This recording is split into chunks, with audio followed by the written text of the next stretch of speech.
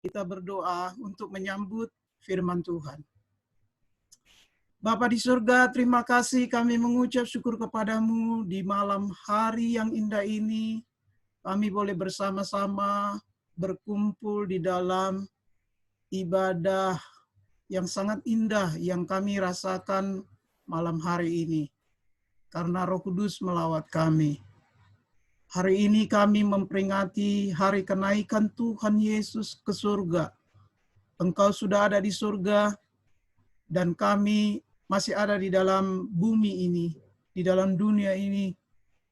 Namun kami bersyukur karena Engkau tidak meninggalkan kami sendirian.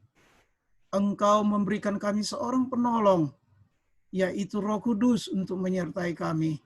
Karena itu hati kami berglori, hati kami bersuka cita, karena penyertaan Tuhan yang luar biasa. Terima kasih Bapa di surga, dalam kesempatan ini kami hendak mendengarkan firman-Mu. Biarlah kiranya Tuhan berbicara kepada kami melalui firman-Mu. Urapi hamba-Mu yang akan menyampaikan firman-Mu. Pakailah mulut lidah hamba-Mu untuk menyampaikan pesan dari Tuhan bagi kami semua. Biarlah kiranya Engkau mengurapi kami semua di rumah kami masing-masing. Biarlah kami dapat menerima firman-Mu Tuhan dengan penuh sukacita. Terima kasih Bapa di surga. Inilah Tuhan doa kami, dan kami sambut firman Tuhan dengan penuh ucapan syukur. Haleluya. Amin. Shalom. Mari kita buka Alkitab kita. Kita akan membaca bagian firman Tuhan. Sebelum kita membaca bagian firman Tuhan, hari ini adalah hari kenaikan Tuhan Yesus ke surga. Yesus telah naik ke surga lebih kurang 2000 tahun lebih kurang ya yang lalu. Dan hari ini kita memperingati hari itu. Karena itu malam hari ini kita berkumpul bersama-sama dalam ibadah kenaikan Tuhan Yesus ke surga ini. Nah, tema khotbah atau renungan firman Tuhan pada malam hari ini bagi kita adalah Yesus naik ke surga. Pertanyaannya begini, mengapa Yesus naik ke surga? Ini harus dijawab malam hari ini. Saya berharap kita membuka hati kita, pikiran kita untuk mendengarkan firman Tuhan ini. Mengapa Yesus naik ke surga? Yang pertama, karena ia berasal dari surga atau karena ia berasal dari Allah. Coba kita lihat Yohanes pasal 1 ayat 1 sampai 3. Yohanes pasal 1 ayat 1 sampai 3. Firman Tuhan berkata demikian. Yohanes pasal 1 ayat 1 sampai 3. Pada mulanya adalah firman. Firman itu bersama-sama dengan Allah, dan firman itu adalah Allah.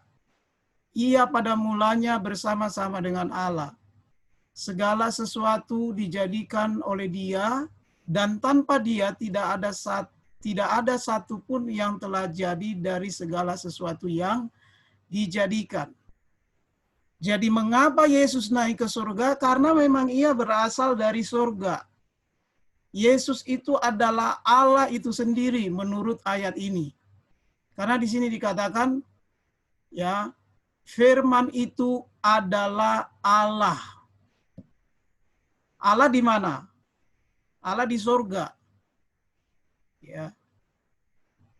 Nah, karena Ia ada di surga, maka setelah Ia selesai melakukan tugasnya di dalam dunia ini, maka Yesus kembali ke tempat asalnya, yaitu di surga.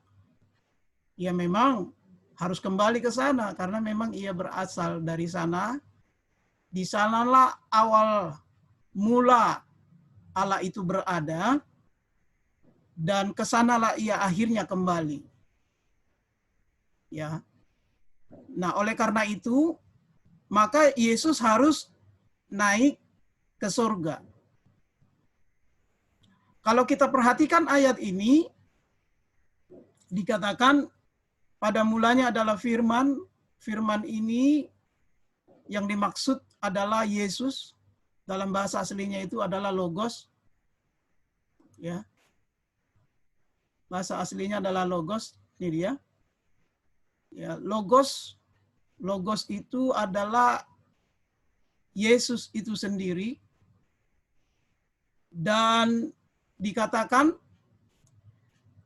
ia bersama, firman itu bersama-sama dengan Allah, dan firman itu adalah Allah. Jadi antara Yesus dan Allah atau Bapa itu satu. Makanya Yesus berkata dalam Yohanes 14 ayat 10, Yohanes 14 ayat 10 dikatakan demikian, "Tidak percayakah engkau bahwa aku di dalam Bapa dan Bapa di dalam aku?" Jadi antara Yesus dan Bapa itu satu. Karena Yesus berkata di ayat ini, "Aku di dalam Bapa dan Bapa di dalam aku." Karena itu, Yesus harus naik ke surga karena memang ia pada mulanya satu dengan Bapa atau satu dengan Allah. Latar belakang ayat ini kan terjadi karena Filipus di ayat yang ke-8 itu berkata, "Tuhan, tunjukkanlah Bapa itu kepada kami, itu sudah cukup bagi kami." Jadi Filipus kurang percaya akan Yesus Kristus adalah Tuhan. Karena itu dia berkata, "Tunjukkanlah Bapa itu bagi kami, itu sudah cukup bagi kami." Jadi seolah-olah Filipus ini tidak percaya bahwa Yesus itu adalah Tuhan. Yesus itu adalah Bapa itu sendiri. Itu sebabnya ia berkata, "Itu sudah cukup bagi kami jikalau Yesus menunjukkan Bapa itu atau Allah itu kepada mereka." Lalu kemudian Yesus berkata di ayat 9, "Telah sekian lama aku bersama-sama kamu, Filipus, namun engkau tidak percaya." Ya. Namun engkau tidak percaya. Jadi dari sini kita bisa melihat bahwa Filipus ini mengharapkan Bapa itu ada dan mereka lihat secara langsung. Makanya dia katakan, "Tunjukkanlah Bapa itu kepada kami, itu sudah cukup bagi kami." Tapi Yesus mengatakan bahwa aku di dalam Bapa, Bapa di dalam aku. Dan Yohanes 10 ayat 30 berkata, ya Yohanes 10 ayat 30 berkata, di sini dikatakan, ini dia, "Aku dan Bapa adalah satu." Karena itu jika para murid melihat Yesus, itu berarti mereka melihat Bapa. Jadi dari Yesuslah para murid dan juga kita melihat dan mengenal Bapa itu sendiri. Nah, karena itu tadi di ayat pasal 1 di ayat 1 sampai 3, pada mulanya adalah firman, firman itu bersama-sama dengan Allah, dan firman itu adalah Allah.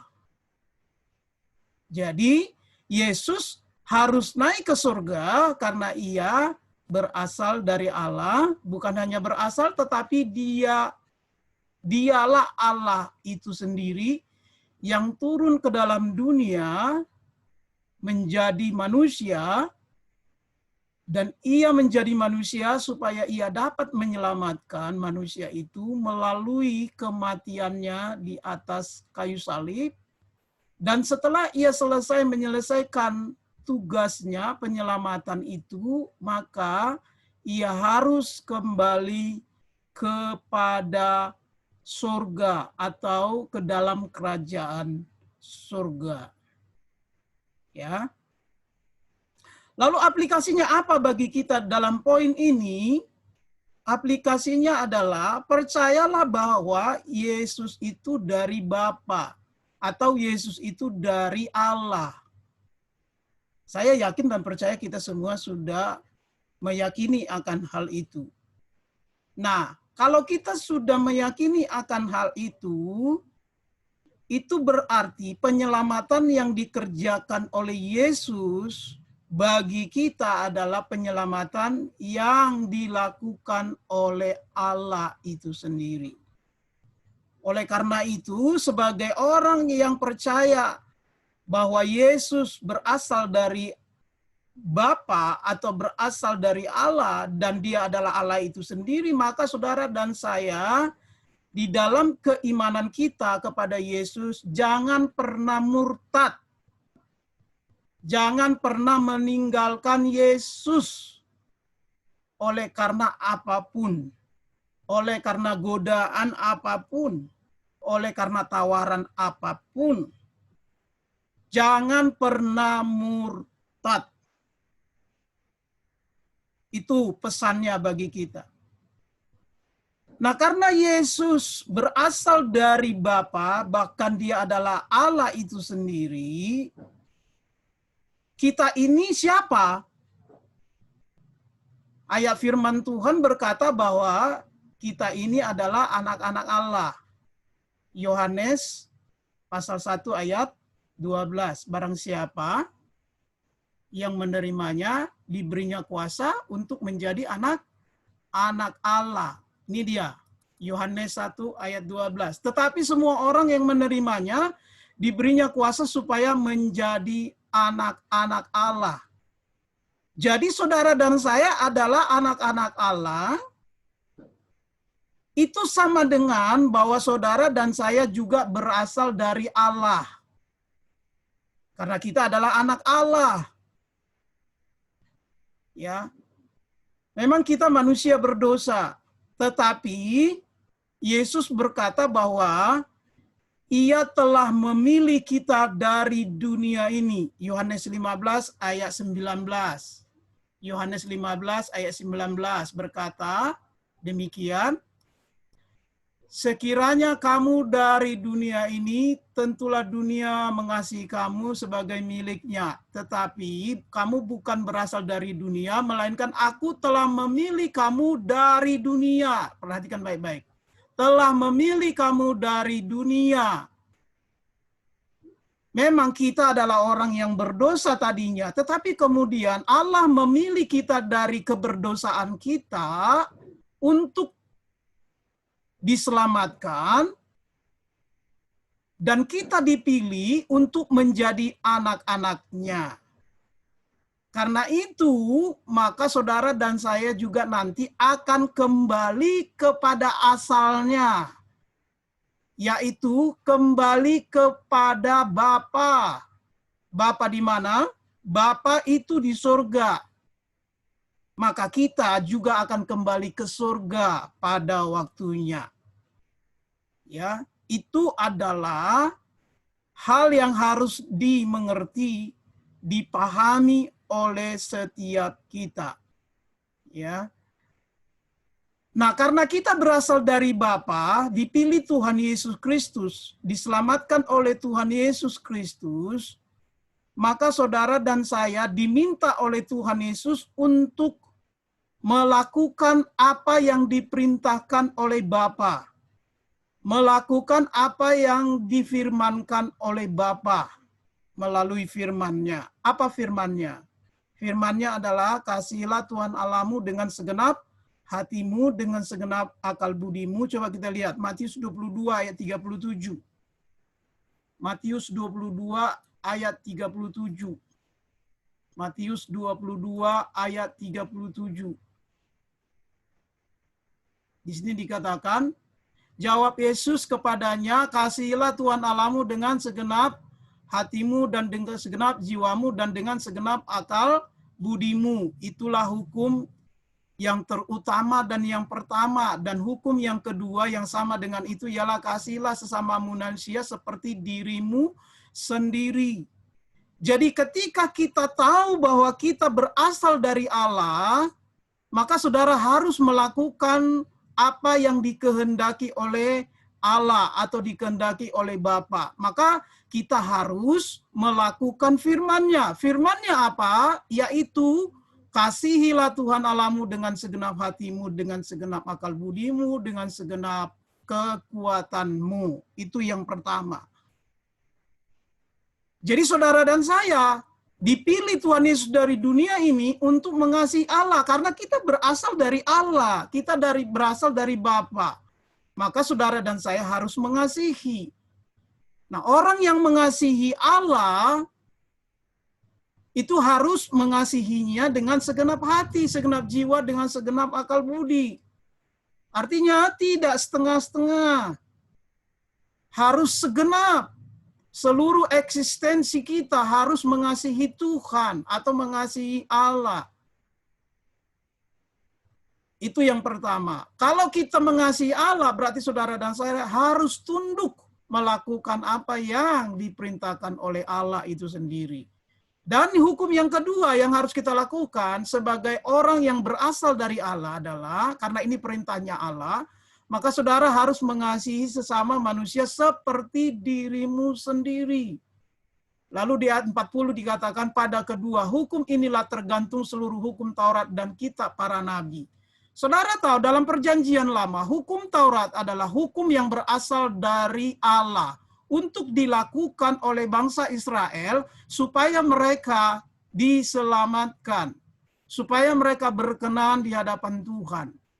Maka kalau di dalam kedua hukum ini, hukum Taurat termaktub atau di dalam hukum Taurat itu adalah penjelmaan dari kasihilah Tuhan Allahmu, lalu kekasihilah kamu manusia. Hukum Taurat itu termaksud di dalamnya, itu berarti bahwa hanya dengan melakukan inilah kita diselamatkan. Atau dengan melakukan kedua hukum ini, maka kita telah melakukan tuntutan hukum Taurat dan kitab para nabi. Nah, karena itu saudaraku, maka saudara dan saya harus melakukan hal ini. Apa yang diperintahkan Tuhan Yesus, yaitu mengasihi Allah dan mengasihi sesama. Lalu kemudian di dalam kehidupan kita sebagai komunitas, anak-anak Tuhan, Tuhan memerintahkan agar kita satu. Yohanes 17 ayat 11. Kita lihat, Yohanes 17 ayat 11. Ini dia. Jawab Yesus, memang, bukan Matius, Yohanes 17 ayat 11. Firman Tuhan. Dan aku tidak ada lagi di dalam dunia ini. Ini dia. Tetapi mereka masih ada di dalam dunia ini. Lalu dikatakan, peliharalah mereka dalam namamu, yaitu namamu yang telah engkau berikan kepadaku, supaya mereka menjadi satu sama seperti kita. Jadi saudara dan saya sebagai komunitas di dalam persekutuan ini harus menjadi satu. Ya. Satu dalam hal apa? Paulus mengatakan dalam 1 Korintus 1 ayat 10, yaitu seia, sekata, dan sehati, sepikir. Coba kita lihat 1 Korintus 1 ayat 10. 1 Korintus 1 ayat 10. 1 Korintus 1 ayat 10. Dikatakan di sini, ya, tetapi aku menasihatkan kamu, saudara-saudara, demi nama Tuhan Yesus Kristus, supaya jangan ada perpecahan di antara kamu, tetapi sebaliknya supaya kamu erat bersatu dan sehati sepikir. Seia, sekata, dan sehati sepikir. Jadi di dalam komunitas kita ini, saudara dan saya, dan semua kita yang tergabung sebagai orang-orang percaya, kita harus seia, sekata. Apa yang kita ucapkan harus dilakukanlah. apa yang kita komitmenkan harus kita lakukanlah. Betul nggak? Namanya juga seia sekata. Komitmennya apa? Ya kita tahulah komitmennya apa. Ya. Lalu kemudian sehati sepikir. Hati kita, pikiran kita harus satu. Untuk apa? Untuk mempermuliakan Tuhan di dalam kehidupan kita. Karena itu saudara dan saya harus saling mencocokkan hati dan pikiran. Standarnya adalah hati yang telah dikuduskan, hati yang telah disucikan, pikiran yang telah disucikan, hati dan pikiran yang berkenan di hadapan Tuhan. Kalau hati dan pikiran sudah menjadi satu, maka akibatnya adalah akan seia dan sekata. Kalau sudah seia dan sekata, itu pada akhirnya nanti berhasil mencapai tujuan. Apa tujuannya? Mempermuliakan Tuhan dan melayani pekerjaan Tuhan di bumi ini. Nah, ini harus kita bersama-sama satukan. Walaupun mungkin hari ini masih ada perbedaan-perbedaan kecil, tetapi kesatuan yang Tuhan inginkan itu adalah bagaimana kita bersama-sama sehati sepikir untuk memuliakan Tuhan dalam hidup, lalu kemudian kita bersama-sama mencapai tujuan melayani pekerjaan Tuhan di tengah-tengah dunia ini. Ini tujuan hidup kita. Ya, karena itulah hatinya Bapa, itulah hatinya Tuhan Yesus, supaya saudara dan saya dapat mempermuliakan Tuhan di tengah-tengah dunia ini dan melayani pekerjaannya. Yang kedua, mengapa Yesus naik ke surga? Untuk menyediakan tempat bagi kita di surga. Yohanes 14 ayat 2. Coba kita lihat Yohanes 14 ayat 2. Yohanes 14 ayat 2. Yohanes 14 ayat 2. Demikian firman Tuhan, di rumah Bapakku banyak tempat tinggal, jika tidak demikian tentu aku mengatakannya kepadamu. Sebab aku pergi ke situ untuk menyediakan tempat bagimu. Bagiku, bagimu, dan bagi kita semua. Apakah yang dimaksud dengan tempat di sini? Tempat di sini adalah rumah.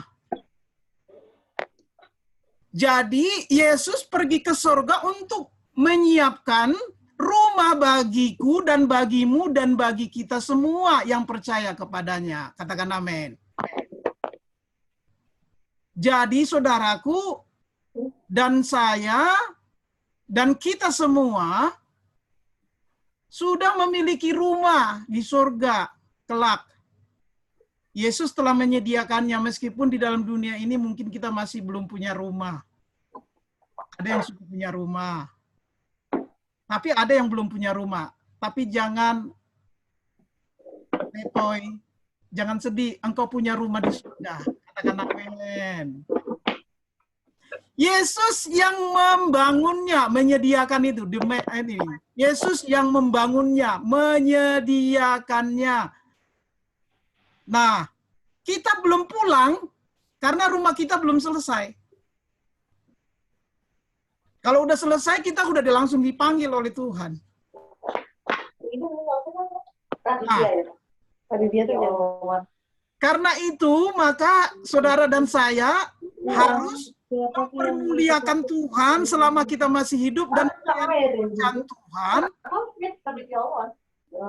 Enggak yang itu yang pelawaknya masa air yang kita. Ini suara siapa ya? Oh ini yuk. Ya. Jadi Yesus menyiapkan rumah bagi kita di surga dan itu belum selesai. Karena itu saudara dan saya harus mempermuliakan Tuhan di tengah-tengah dunia ini supaya rumah itu nanti kita miliki. Diberikannya kepada saudara dan saya.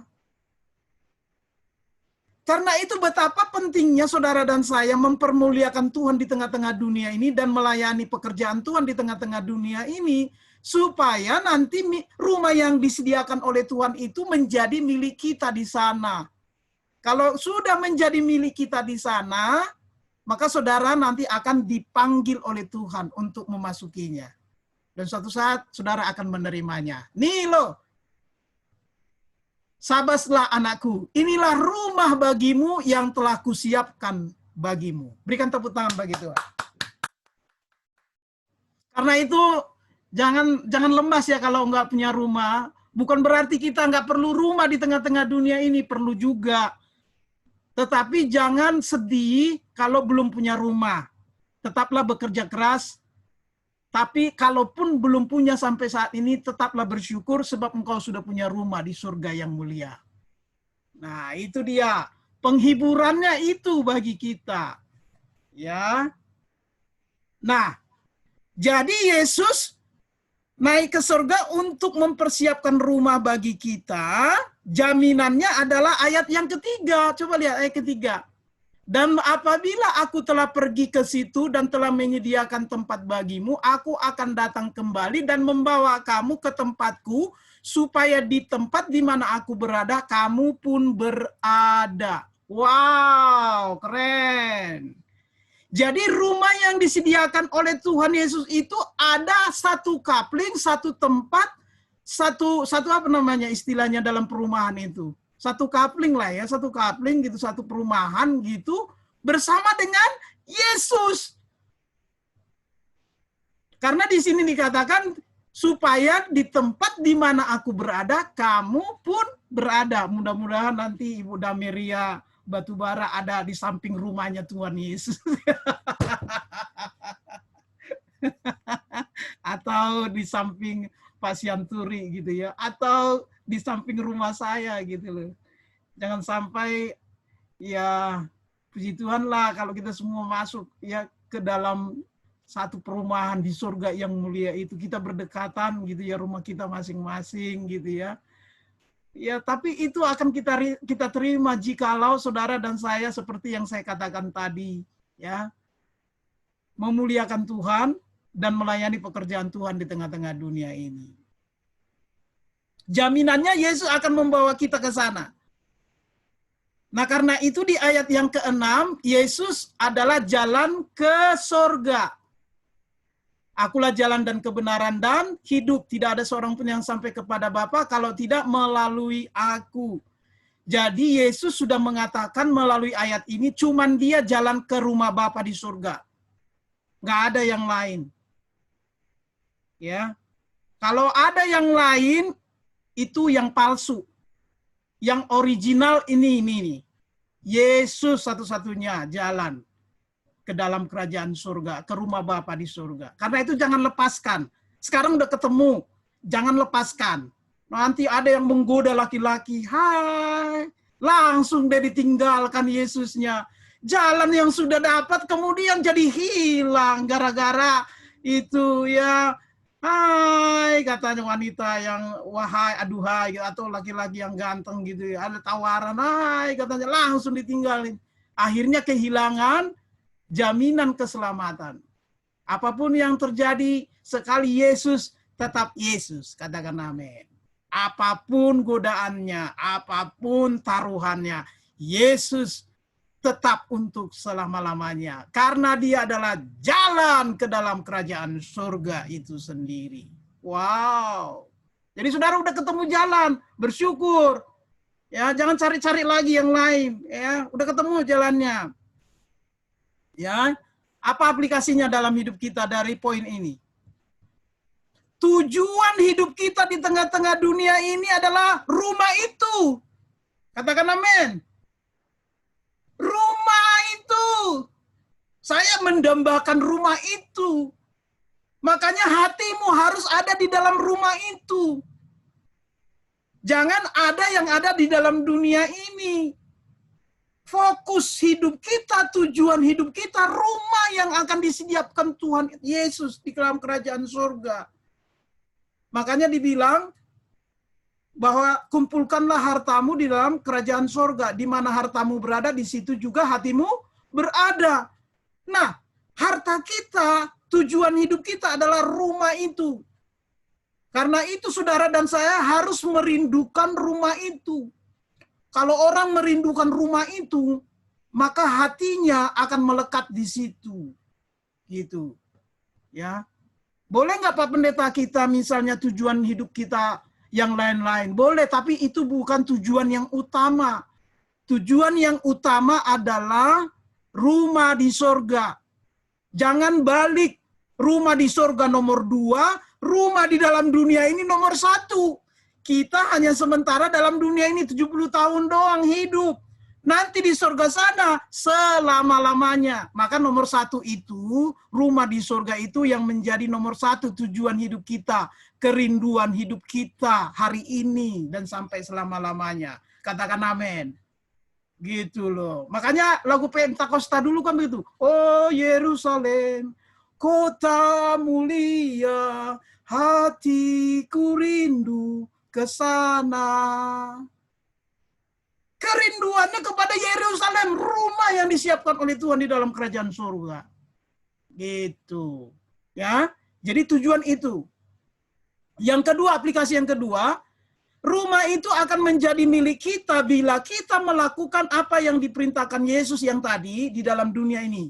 Kasih Tuhan Allahmu dan kasih sesamamu manusia seperti dirimu sendiri. Itu yang kedua.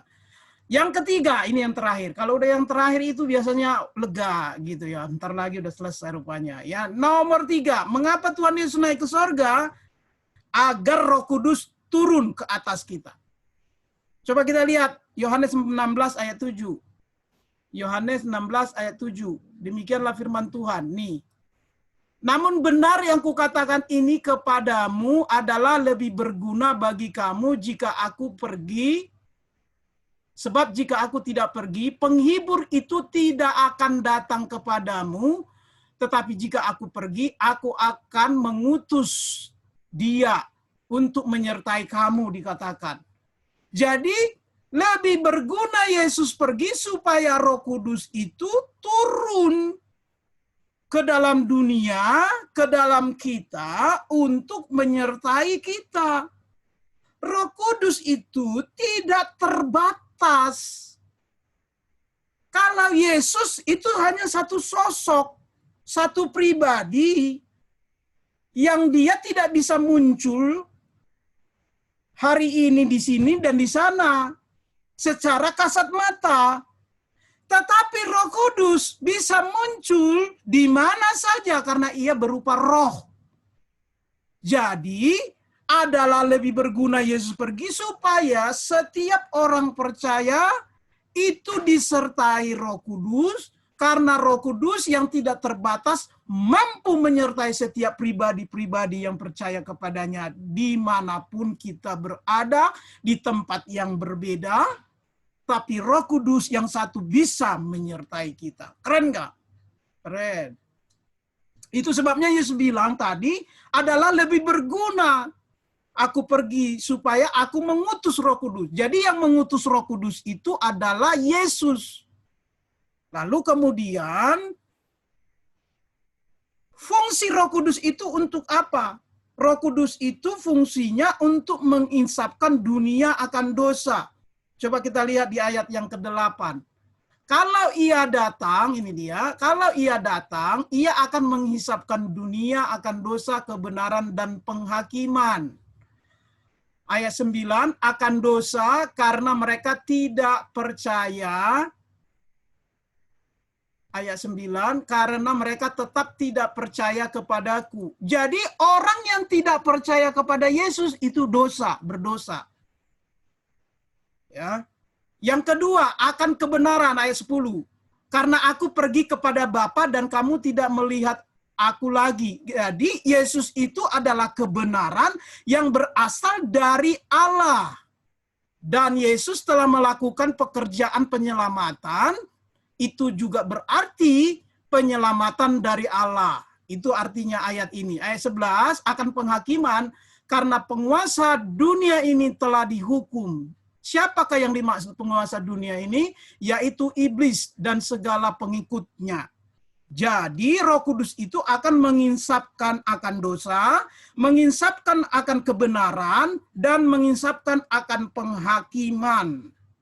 Oleh karena itu, ketika Roh Kudus ada di dalam diri kita, maka ketika kita jatuh dalam dosa, kita ditegurnya. Sehingga kita menjadi insaf dan mengakui dan meminta ampun kepada Tuhan. Dan menginsafkan kita berbalik dari jalan-jalan yang jahat, kemudian hidup di dalam kebenaran, lalu menginsafkan kita juga akan penghakiman. Hei, jikalau engkau tidak bertobat, engkau akan binasa. Itu kan seringkali terjadi di dalam diri kita. Roh Kudus ngomong. Gitu loh. Ketika kita jatuh di dalam dosa. Karena itu jangan lawan, tetapi kehendak Roh Kudus itu kita ikuti supaya kita diselamatkan oleh Tuhan. Lalu kemudian fungsi Roh Kudus yang berikutnya adalah memimpin kita ke dalam seluruh kebenaran Kristus, yaitu tentang hal-hal yang akan datang. Coba kita lihat ayat 13. Tetapi apabila ia datang, yaitu Roh kebenaran, ia akan memimpin kamu ke dalam seluruh, apa ini? Nggak kelihatan ini. Ke dalam seluruh kebenaran Allah. Ya, ini agak terhalang dengan video saya, nggak bisa saya baca. Ini. Nah, tapi bisa dibaca ini di sini nanti di Alkitab kita masing-masing, bahwa di situ dikatakan bahwa Roh Kudus itu akan memimpin kita kepada seluruh kebenaran Kristus, yaitu tentang hal-hal yang akan datang, yang akan diterimanya dari Yesus Kristus ayat 14.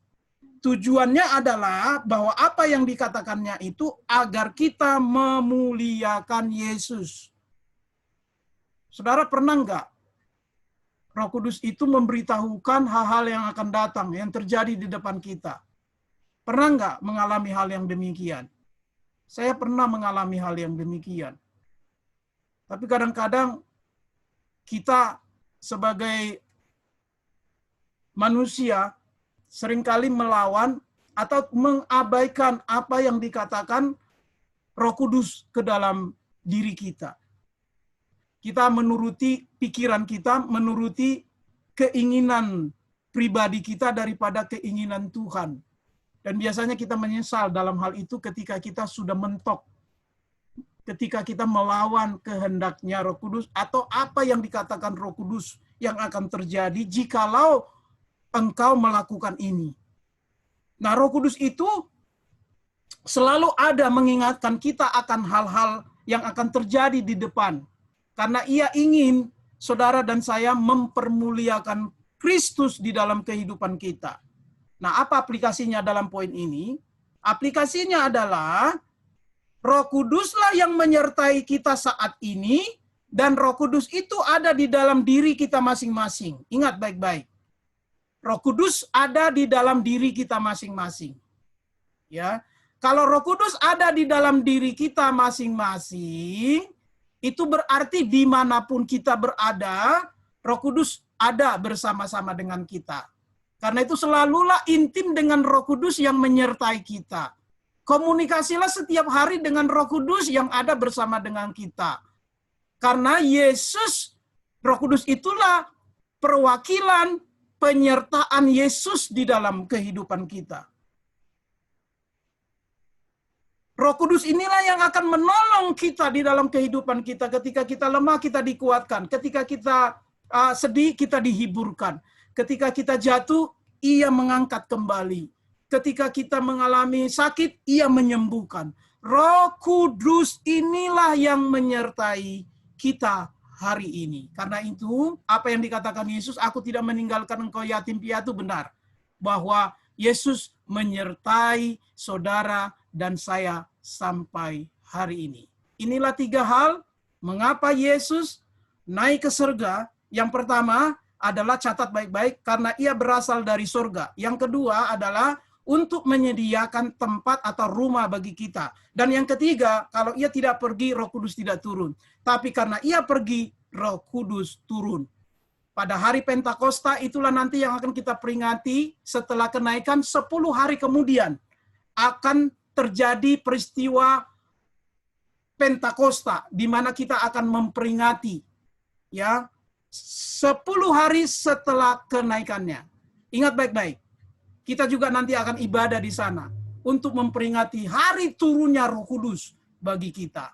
Oleh karena itu, biarlah kita mengerti akan hal ini, supaya ketika kita memperingati hari kenaikan Tuhan Yesus ke surga, kita tahu akan hal ini.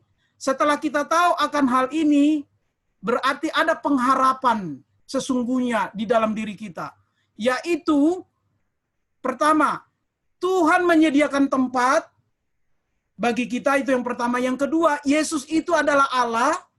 Yang ketiga adalah penyertaan Roh Kudus ada di dalam diri kita. 3 hal ini. Karena itu, kuatkan hatimu di dalam menjalani kehidupan yang sulit sekarang ini karena pandemi COVID-19. Ingat baik-baik, Yesus itu berasal dari Allah. Jangan takut. Yang kedua, rumahmu sudah ada di sorga di sana. Tuhan sudah siapkan. Yang ketiga, Roh Kudus menyertai kau sekarang. Itu berarti engkau tidak sendiri. Roh Kudus bersama-sama dengan saudara dan saya. Tuhan Yesus memberkati kita. Amin. Mari kita tundukkan kepala, kita berdoa. Bapa di surga, terima kasih ya Tuhan, buat kebenaran firman-Mu yang boleh hamba-Mu sampaikan. Hamba-Mu terbatas menyampaikan kebenaran firman-Mu, tapi Roh Kudus yang tidak terbatas itu kiranya menjelaskan lebih detail lagi di dalam setiap kami masing-masing, supaya kami lebih memahami lagi firman yang disampaikan. Kami bersyukur Tuhan, Engkau naik ke surga, karena Engkau berasal dari sana. Engkau adalah Allah itu sendiri. Dan Engkau naik ke surga untuk mempersiapkan tempat bagi kami, rumah kami di surga yang mulia. Dan Engkau akan datang kembali untuk menjemput kami, membawa kami ke sana, memberikan rumah itu bagi kami. Dan supaya Roh Kudus turun atas kami, menyertai kami selagi kami masih hidup di tengah-tengah dunia ini. Kuatkan kami Tuhan Yesus. Kuatkan kami dalam menghadapi kesulitan saat ini. COVID-19 saat ini membuat banyak orang sakit, membuat banyak orang yang menderita, membuat banyak orang kehilangan pekerjaan, membuat orang bahkan kehilangan nyawanya. Kami percaya firman ini menjadi jaminan bagi kami untuk menjalani kehidupan di masa sulit ini, sehingga kami menjadi kuat dan kuat. Kami terhibur dan terhibur dan terhibur. Karena kami tahu Engkau lebih besar dari COVID-19. Terima kasih Tuhan Yesus untuk kebenaran firman-Mu. Berkati semua umat-Mu Tuhan Yesus. Sembuhkan mereka yang sakit di dalam nama Tuhan Yesus. Yang lemah Tuhan kuatkan. Yang jatuh Tuhan angkat kembali. Biarlah mereka hidup di dalam kebenaran. Berkati usaha anak-anak-Mu, pekerjaan anak-anak-Mu. Pelihara mereka di dalam tangan kasih-Mu Tuhan Yesus. Berkati pelayanan kami. Biarlah semakin banyak jiwa-jiwa yang dipulihkan. Terima kasih Bapa di surga. Demi nama Yesus Kristus kami telah berdoa dan bersyukur untuk kebenaran firman-Mu. Haleluya, haleluya.